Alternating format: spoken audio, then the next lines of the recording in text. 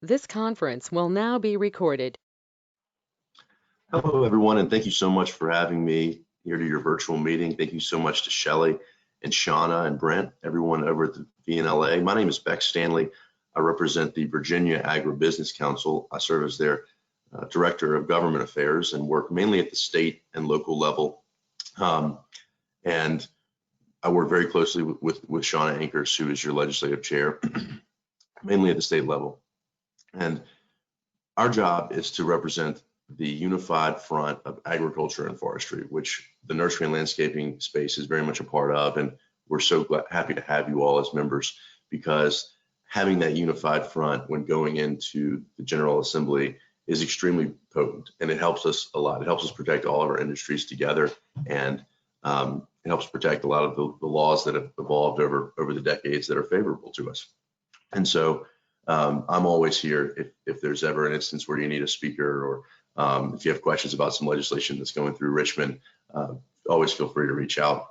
I want to talk to you all today about a couple bills that are probably going to be coming back, and tell you a little story about last year, and then touch on a little bit of H2A and H2B action at the federal level, and how the pandemic and COVID-19 response has changed a lot of that.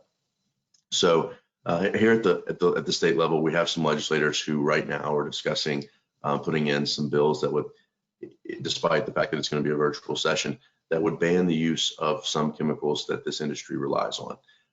And those, I'm not going to go into specific chemical names because I'll mispronounce all of them, but the common ones like dicamba and chlorpyrifos are always on the chopping block, glyphosate, because of the misinformation that happens at the federal level around that. But those bills are going to come back. Most of them are from Democratic members of the House, which, as we've seen in the new majorities in Richmond, the House is a little more willing to take on controversial legislation than the Senate is.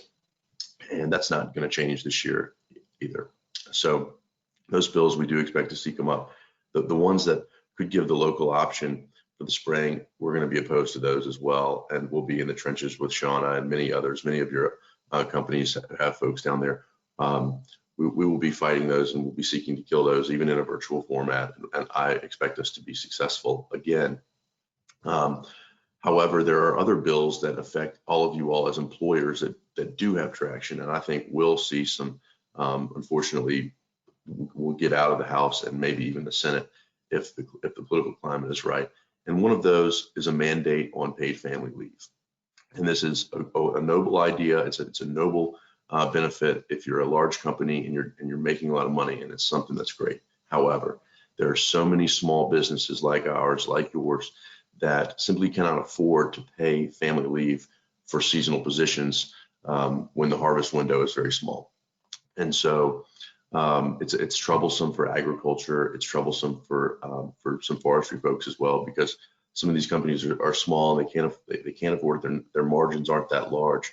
And to make it worse, the COVID pandemic has already put stress on their labor. Which leads me to my final point. I want to fill you in on some stuff.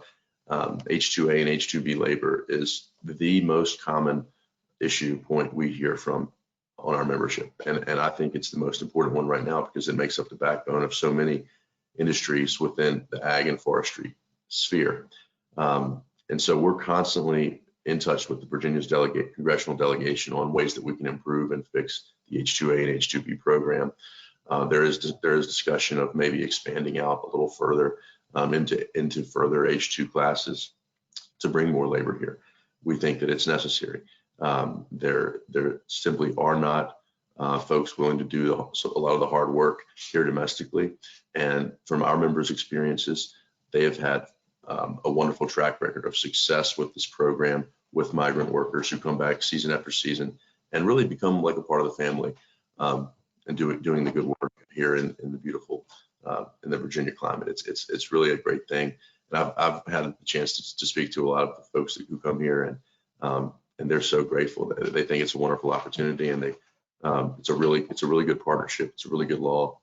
And anyone who has questions, or if you have an issue in your locality, or if you have an elected official who maybe you have a meeting with and you want some talking points for that meeting, please don't hesitate to reach out to me.